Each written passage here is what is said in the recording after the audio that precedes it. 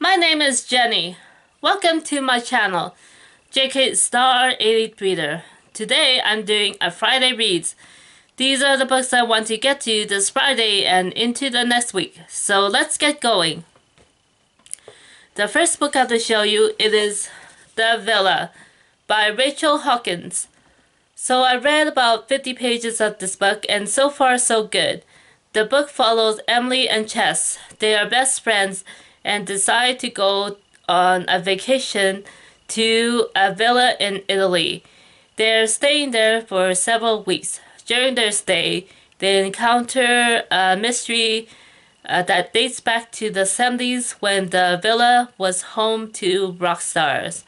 So far, the book is taking its time to get to the more scary and mysterious parts of the story. I guess it is a leisurely story, good for a vacation read, as this is a book about best friends going on vacation. And so I guess I have to read further to see how the story goes. The Villa by Rachel Hawkins. The next book I have to show you, it is Descendant of the Crane by Joan He. While reading this book, I want to take my popcorn, put it in the microwave, have a big bowl of it in easy reach as I read the story. This is a book that reminds me of the television dramas that I've seen over the years that feature political intrigue, martial arts, and a bit of romance with Asian settings. And so this is a book, it follows Hasina, who is heir to the throne. She is convinced her father, the emperor, was murdered and decides to find justice from the killer. And so there is a mystery part to this book as well. Meanwhile, Hasina assumes the throne as ruler, finding that she has a lot to learn for what it means to govern a country when faced with hostilities from a neighboring nation. And so, so far so good. This is a YA title, and so there is less of a focus on the romance parts of that is usually part of C-dramas, but I still am interested in reading more of what the story has. I think I've already said this. I have read about 100 pages, and so I look forward to the rest of the book. The next book I have to show you, it is Ghosts in the Photograph by Myrna Kostash. This is a nonfiction title that I read before the holidays started, and I have not talked about this book yet. This is a nonfiction title that the author wrote looking at her family members from back in the early 20th century when her grandparents arrived in northern Alberta, Canada. They left a region of the world that is now part of Ukraine. And so this story, it also looks at the historical and political aspects of that time period during the First World War and the Russian Revolution, and how that it impacted her grandparents' generation.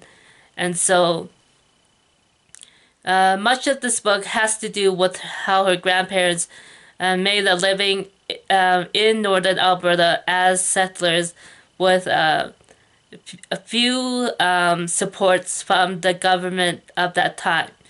And so, yeah. So I read this book in preparation for an interview I did with the author Myrna Kostas. Now that the interview has been broadcasted on FM radio, I can now talk about this book. So yeah, Ghost in the Photograph by Myrna Kostas. It is a nonfiction title and one of the few that I've had a chance to read recently. And reading this book, it gives a lot of background information that is helpful for knowing what is happening in Ukraine today. So yeah. The next book I have to show you, it is Trail of Lightning by Rebecca Roanhorse. So I've had this book on my January TBR, and I haven't had a chance to get to read this book yet. I know I've had this for a few years now, and I've been meaning to get around to reading works by Rebecca Roanhorse, and this is where I want to start. This is a earlier title. I know she is more noted for Black Sun and the book and the books in that series, but I want to go back to this back catalog book, and this is sci-fi fantasy story that takes place in the world that has experienced a climate change disaster. And in this story, the hero or heroine, I'm not sure which, is on a mission to finding a missing child. And in that mission, she must fight monsters.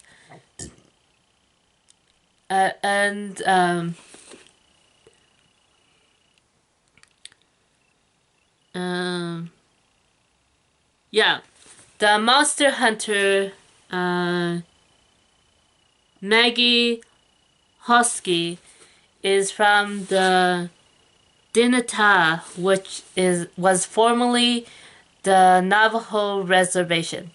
So yeah, this has indigenous representation, and I want to read this book before going on to reading the Black Sun series.